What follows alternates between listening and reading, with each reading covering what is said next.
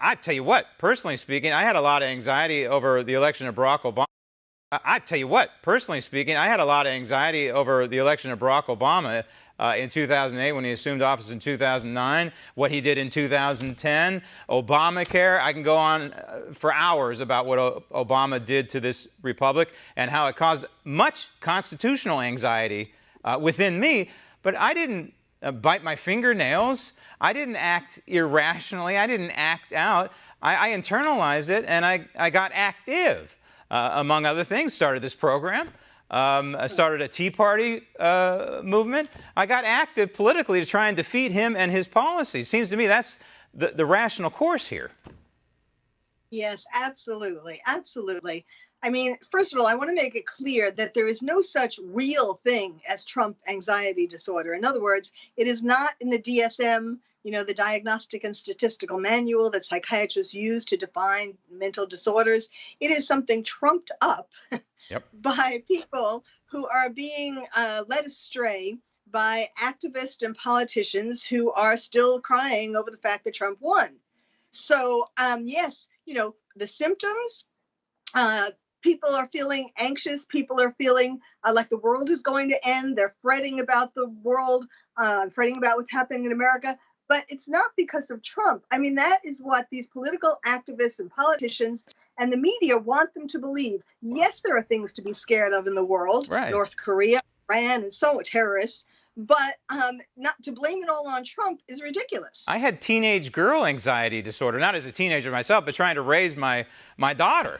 But again, it was something you just have to deal with in life. And I think that's what we're looking at here. So we look at Trump anxiety disorder, not Donald Trump's anxiety, but this is Trump anxiety disorder. For opponents, you kind of swerved in a little bit. They're on edge over Trump policies when he tweets, when he gives a speech. Supporters, though, are also affected by this doctor, and these people feel isolated. Let's go to the opponents first. It appears to me that they are taking what Donald Trump is doing on policy, doing on Twitter, just speaking in general in public. They're taking it personally, which they shouldn't. Some things on policy obviously are going to affect people personally. When you get a tax cut, yeah, it affects you personally. You get to keep more of your money. So that's a good thing. But it seems to me that they're taking virtually everything he says, these opponents, as a negative, and they're taking it personally as some sort of hurt on them. Yes, absolutely. You wake up in the morning, and a lot of people like myself, you turn on the computer to see the news, right?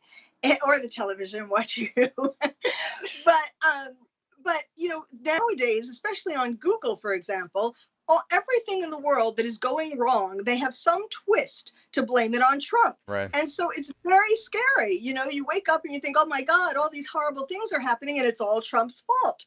And this came from originally the words Trump anxiety disorder came from an essay in the book The Dangerous Case of Donald Trump, which was written by a bunch of psychiatrists and other mental health professionals who need to go to psychiatrists and other mental health professionals. And it was an essay, and it described these symptoms and so on.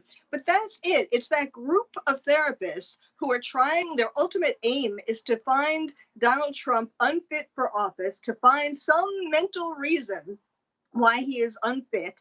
And they are just, they are using the license, their professional license as therapists to really just get their political views across. And this is unprofessional and unconscionable. Yeah, seems like it'd be a violation of certain canons within your industry. The Trump supporters say they feel isolated, and I do. I feel isolated at times for supporting constitutional beliefs and the President of the United States, but I go and I seek like-minded people. But the symptoms, real quick, almost out of time, Doctor. I want to go to the symptoms because I guess they're real. I mean, this part of it is real. Lack of sleep, a feeling of losing control, helplessness in an unpredictable socio-political climate, excessive time spent on social media. Sounds to me like we're dealing with control freaks here, who are not in control of who is president of the United States. Well, yes, that's definitely a part of it. But when they did the poll, there were about half of the people who felt like that.